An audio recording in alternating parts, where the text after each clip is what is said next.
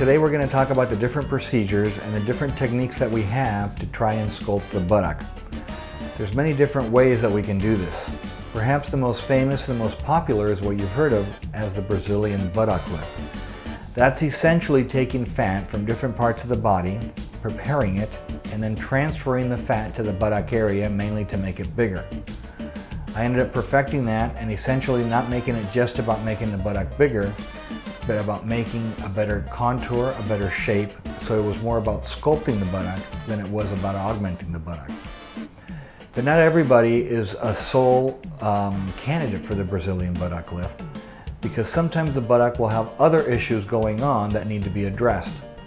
One of these areas that we're going to talk about today, and it's an area that not many plastic surgeons really pay attention to, but when you do, it makes a tremendous difference in the overall aesthetics of the buttock.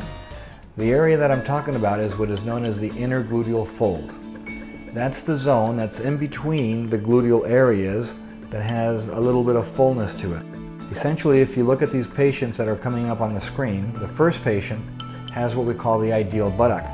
There's not a lot of fullness in that area.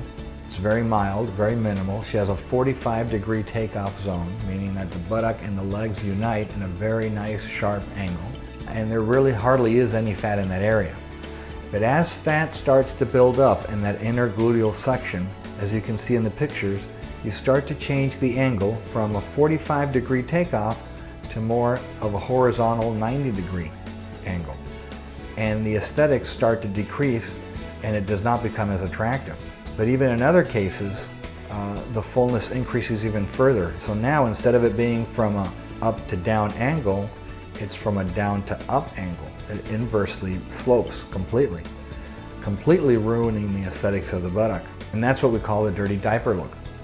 Now, depending on how dirty the diaper is or how full the diaper is, it will give you a different look altogether. But not all is lost, because there's ways to change this diaper. Essentially, there's a procedure called the Miami thong lift, whereby making incisions inside of San Andreas fault, meaning right down the center of the crack. Even though there's a whole lot of shaking going on, you really can't see that scar. The scar remains completely hidden.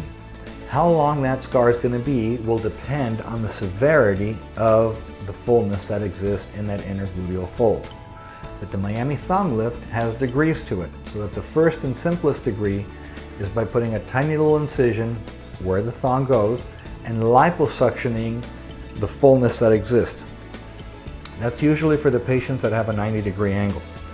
But if you've got more of an angle than 90 degrees, then we need to start making longer and longer incisions.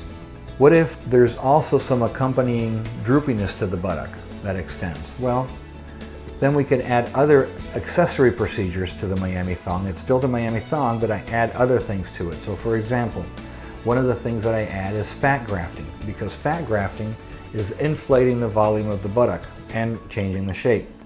Much like inflating a balloon. If you were to blow up a balloon, that balloon starts to expand and it expands upward, so it fills it up and it gives it more volume. So aside from just doing the scar, I will also add fat to the zone.